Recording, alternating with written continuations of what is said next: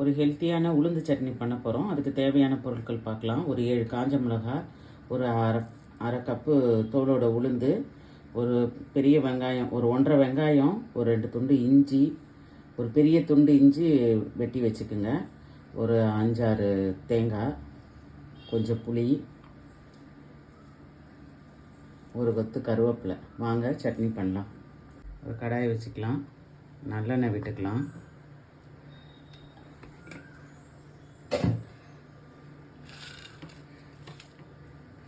காஞ்ச மிளகாய் போட்டுட்டு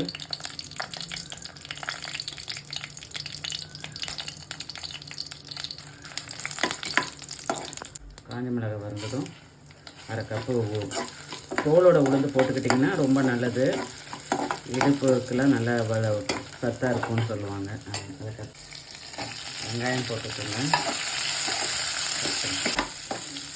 வெங்காயம் வதங்கினதும் பூண்டு போட்டுக்கோங்க, இஞ்சி போட்டுக்கோங்க, புளி போட்டுக்கோங்க.